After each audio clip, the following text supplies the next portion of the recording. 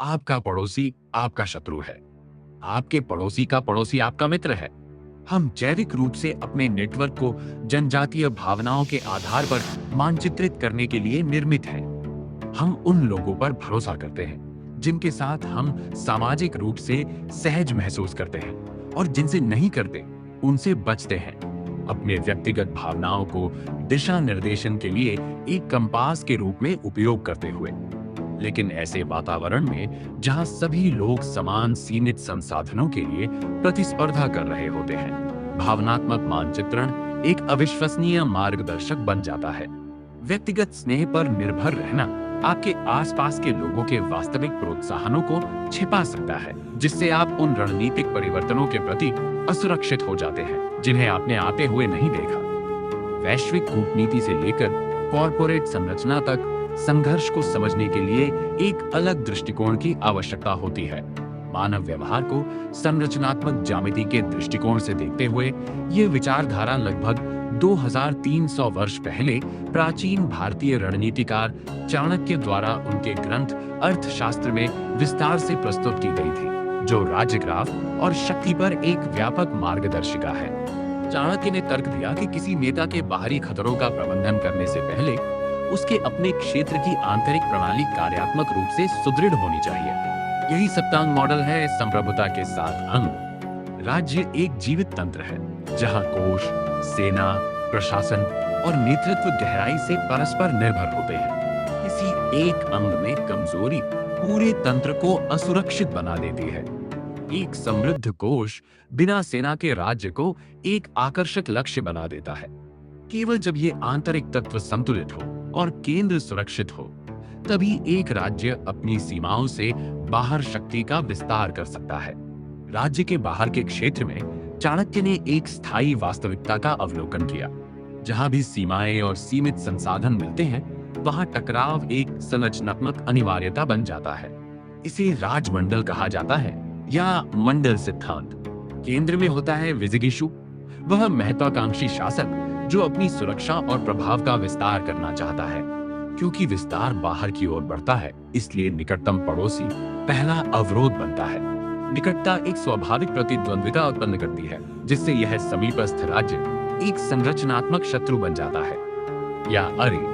हालांकि उस प्रतिद्वंद्वी के परे स्थित राज्य उसी क्षेत्रीय दबाव को साझा करता है।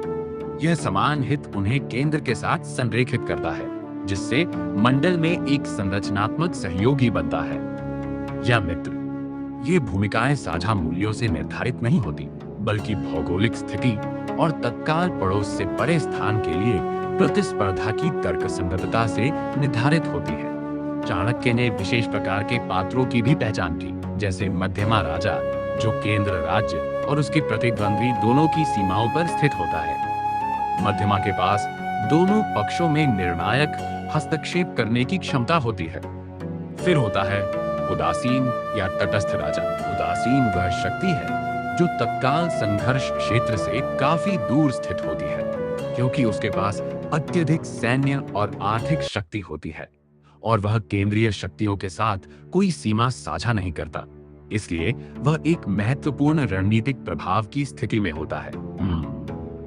एक बुद्धिमान नेता इस दूरस्थ शक्ति के साथ संबंध स्थापित करता है ताकि प्रतिरोध क्षमता उत्पन्न की जा सके। यदि कोई पड़ोसी मानता है कि केंद्र पर हमला करने से उदासीन का हस्तक्षेप होगा, तो वह बिना एक भी बाण चलाए निष्क्रिय हो जाता है।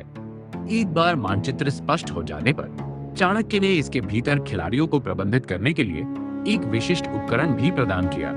ये है उपाय। कूटनीति द्वारा सहयोगियों को सुरक्षित करना, आर्थिक प्रोत्साहन से निष्ठा खरीदना और मनोवैज्ञानिक रणनीतियों से शत्रुओं के भीतर विभाजन उत्पन्न करना प्रत्यक्ष सैन्य शक्ति को अंतिम उपाय माना जाता है। ये एक महंगा प्रयास है जो राज्य के आंतरिक संसाधनों को समाप्त करता है और उच्च स्तर का जोखिम उत्पन्न करता है। लक्ष्य यह है कि संरचनात्मक रूप से विरोधी को मात देकर प्रभुत्व प्राप्त किया जाए, ताकि वास्तविक संघर्ष शुरू होने से पहले ही उद्देश्य प्राप्त हो जाए। हालांकि युद्ध के साधन बदल गए हैं। मंडल की ज्यामितीय तर्क शक्ति आधुनिक अंतरराष्ट्रीय संबंधों में अब भी दिखाई देती है। विशेष रूप से रणनीतिक त्रिकोण में। भारत, पाकिस्तान और चीन के संदर्भ में यदि हम भारत को केंद्र राज्य माने तो पाकिस्तान तत्काल संरचनात्मक प्रतिद्वंद्वी है। यह टकराव सीधे उनकी अत्यधिक सैन्यीकृत सीमाओं से उत्पन्न होता है।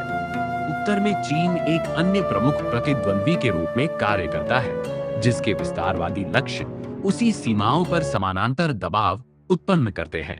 सांस्कृतिक और राजनीतिक भिन्नताओं के बावजूद चीन और पाकिस्तान एक स्थायी साझेदारी बनाए रखते हैं। उनकी साझा प्रतिद्वंद्विता केंद्र राज्य के साथ उन्हें एक आदर्श शत्रु के सहयोगी के रूप में संरेखित करती है। भारत अपने तत्काल पड़ोस से परे जाकर संयुक्त राज्य अमेरिका की ओर देखता है, जो एक भौगोलिक रूप से दूर स्थित महाशक्ति है और जिसके साथ कोई प्रत्यक्ष सीमा विवाद नहीं है। संयुक्त राज्य अमेरिका उदासीन की भूमिका निभाता है, जो स्थानीय प्रतिद्वंद्वियों के संतुलन में सहायता करता है। यहाँ तक कि परमाणु प्रतिरोध के युग में भी राज्य इन प्राचीन ज्यामितीय संरचनाओं के भीतर कार्य करते रहते हैं। यह तर्क छोटे पारिस्थितिक तंत्रों जैसे आधुनिक कॉर्पोरेट कार्यालय में भी लागू होता है, जहाँ सीमित पदोन्नति और बजट समान संरचनात्मक दबाव उत्पन्न करते हैं। इस संदर्भ में जो व्यक्ति उसी पद के लिए प्रतिस्पर्धा कर रहा है, वह एक संरचनात्मक प्रतिद्वंद्वी है। इसके विपरीत वह विभाग जो उसी प्रतिद्वंद्वी के साथ संसाधनों को लेकर टकराव में है, एक स्वाभाविक सहयोगी बन जाता है। शीर्ष प्रबंधन एक दूरस्थ उदासीन की तरह कार्य करता है। वे विभागीय संघर्षों से दूर होते हैं, लेकिन उनका निर्णय पुनर्गठन के दौरान निर्णायक भूमिका निभा सकता है। जब कार्यस्थल के विरोध को किसी व्यक्ति की संरचनात्मक स्थिति के परिणाम के रूप में देखा जाता है, तो इसे भावनात्मक रूप से नहीं बल्कि रणनीतिक रूप से संबोधित करना संभव हो जाता है। यह दृष्टिकोण व्यक्तिगत नाटकीयता को हटाकर प्रोत्साहनों के विश्लेषण से प्रतिस्थापित करता है, जिससे कार्यालय की राजनीति अधिक समझने योग्य और पूर्वानुमानित बन जाती है। चाणक्य का संदेश यह है कि अंतिम विजय युद्ध में नहीं, बल्कि उस मानचित्र की सटीकता में होती है, जिसे आप पहला कदम उठाने से पहले तैयार करते हैं।